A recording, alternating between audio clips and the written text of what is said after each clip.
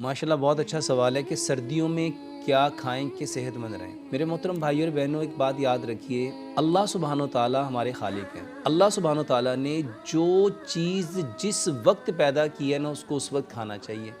اور اسی کے بارے میں پیارے پیغمبر جناب محمد صلی اللہ علیہ وآلہ وسلم نے ارشاد فرمایا کہ جو پھل زمین پیدا کرے، جو اجناس زمین پیدا کرے، ہمیں اس وقت وہ کھانی چاہیے، اور جب اس کا موسم چلا جائے تو اس کو چھوڑ دینا چاہیے۔ سردیوں کے اندر جو چیزیں اللہ سبحانہ و تعالیٰ نے پیدا کی ہیں ہمیں وہ کھانی چاہیے۔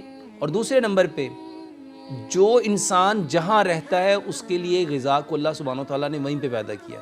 اگر ہم پیارے پیغمبر جناب محمد صلی اللہ علیہ وسلم کی اس حدیث کو جانیں جس میں نبی صلی اللہ علیہ وسلم کے سامنے ذب کا گوشت آیا، تو نبی صلی اللہ علیہ وسلم نے اس کو کھانے سے منع فرمایا۔ تو صحابہ نے پوچھا کیا حرام ہے؟ آپ صلی اللہ علیہ وسلم نے فرمایا حرام نہیں ہے، مگر یہ ہمارے علاقے کا نہیں ہے۔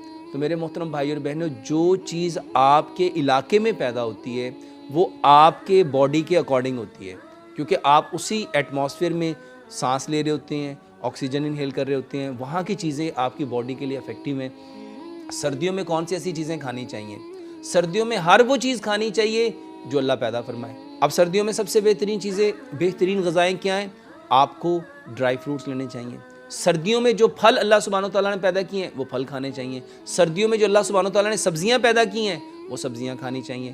اور سردیوں میں خاص طور پہ حلوہ جات بہت سارے لوگ بناتے ہیں، بہت سارے حلوے بنائے جاتے ہیں۔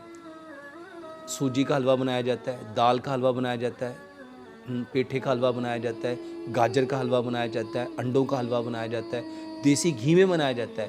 میرے محترم بھائی اور بہنوں، کیونکہ ہمارے جسم کو اس وقت انرجی کی بھی ضرورت ہوتی ہے، اور ہمارے جسم کو اس وقت باہر کی ٹھنڈ سے فائٹ کرنے کے لیے طاقت بھی چاہیے، تو ہمیں اس موسم میں وہ چیزیں کھانی چاہیے جو ہمارے علاقے میں، جس علاقے میں آپ لوگ رہتے ہیں اس علاقے کی جو، اب پاکستان میں رہنے والا اگر افریقہ کی غذائیں بنا کے کھانا شروع کر دے گا تو میرے محترم بھائی اور بہنوں وہ اس کی باڈی کو سوٹ نہیں کریں گی۔